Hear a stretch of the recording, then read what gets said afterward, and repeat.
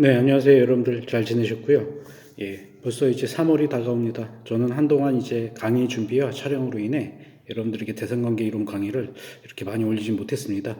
오늘 이제 오랜만에 이제 대선관계 이론 두 번째 이제 정신 분석가 로널드 페어베언에 대해서 설명을 간략히 드리도록 하겠습니다.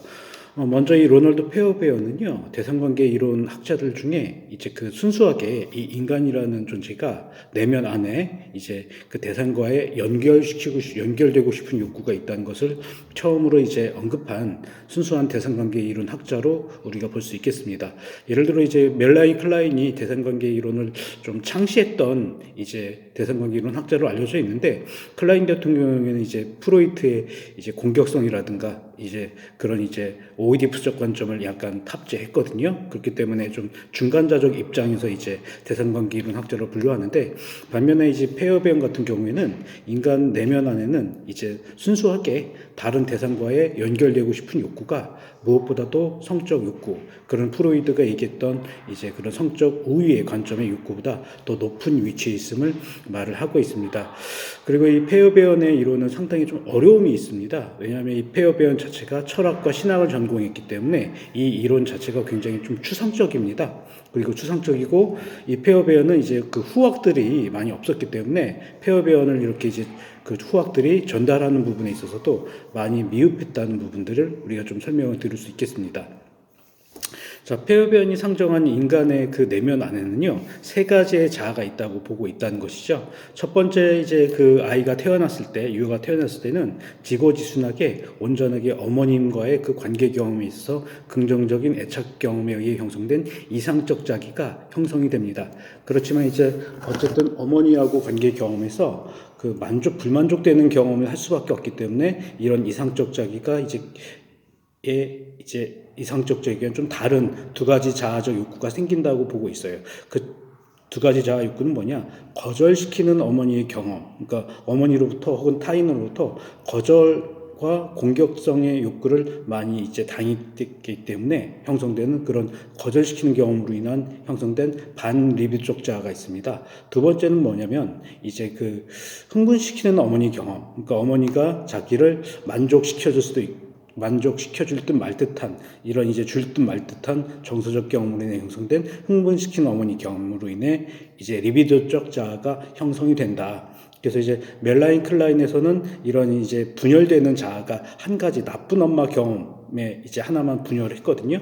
근데 이제 페어베언 같은 경우에는 조금 전에 말씀드린 이런 두 가지 어머니의 나쁜 경험, 그러니까 거절시키는 어머니 경험, 거절받고 이제 공격을 받았던 어머니 경험이 반립적 자아로, 그리고 이제 흥분시키는 어머니 경험, 어머니가 사랑을 줄 듯 말 듯한 그런 경험으로 인해 형성된 자아는 리비도적 자아로, 이렇게 두 가지 자아를 이제 분열시켜서 바라보고 있다고 했습니다. 그래서 상담사들은요, 이런 이제 내담자들의 내면 안에 있는 이 세 가지 자아 중에 이상적인 자아 경험을 이렇게 이제 좀 키워줘야 된다는 관점으로 이 페어베어는 말씀을 하고 있습니다. 그러니까 상담사하고의 긍정적인 관계 경험이라든가 어머니로부터 혹은 그 시그니피컨트 아더로부터 받지 못했던 심리 정서적 경험을 상담사가 결국엔 채워줘야 된다는 얘기죠. 그래서 이런 과정, 이런 세 가지 자아가 형성되는 이런 과정을 유아의 내적 이제 자아 구조라 우리가 볼 수 있겠습니다. 이렇게 이제 이 페어베언의 관점의 자아는 세 가지고요. 그 다음에 이제 우리가 봐야 될 것은 이 페어베언 같은 경우에는 분열적 관점에서 이 도덕적 자아라는 개념도 우리가 빼놓을 수 없겠습니다. 그러니까 학대받는 아이들의 그 내면 안을 탐색을 해보니까 이 도덕적 방어라는 기제가 형성이 된 것이죠. 쉽게 얘기해서 우리가 이제 이혼하는 무엇인가 이제 그 학대를 받는 아이들은요, 그 학대를 가하는 부모님과 그 관계를 뗄래야 뗄 수 없는 것이죠. 그러니까 차라리 이 아이들은, 학대받는 아이들은 혼자 있는 것보다는 차라리 학대를 주는 부모님하고 관계를 더 유지하는 게 외로움을 느끼는 것보다 더 낫다는 심리가 있다고 합니다. 그래서 이 페어베언의 도덕적 방어는요, 그 학대를 가하는 그 부모님이나 그 대상을 좋은 대상으로 여기는 거죠. 그리고 학대를 당하는 나를 나쁜 대상으로 여김으로써 이 대상의 역전이 드러난 것입니다. 그런 심리를 갖고 있는 것이 이제 그 학대당하는 이제 아이들, 학대당하는 대상들에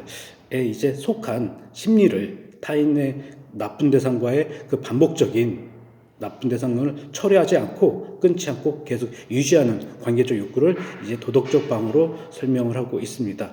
예, 그래서 이 학대에 대한 부분에서요, 이런 관점이 굉장히 이제 우리가 좀 학대당한다든가 이런 아이들 혹은 데이트 폭력으로 인해서 이제 경험하는 여성 남성들, 그들의 이제 이성으로부터 학대를 주는 대상과 연결이 끊기지 않고 계속 지속적으로 이어지는 것이 프로이트가 얘기하는 반복 강박과 이제 유사하다 볼 수 있겠습니다.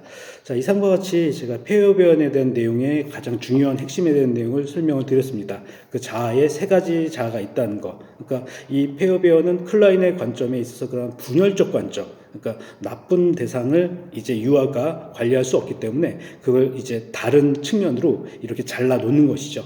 그러면서 이제 자기의 내적 관점을 유지하고 그런 분열적 관점과 폐허변의 도덕적 방어적 관점, 나쁜 대상과 차라리 연결되는 게 내가 혼자 지내는 것보다 낫다는 이런 관점을 설명하고 있습니다. 자, 다음 강의부터는요, 본격적으로 이제 이러한 폐허변의 관점을 하나하나 짤막한 강의 영상으로 올려드리도록 하겠습니다. 예, 이제 불금이신데 주말 즐겁게 보내시고 다음 강의 때 뵙도록 하겠습니다. 예, 감사합니다.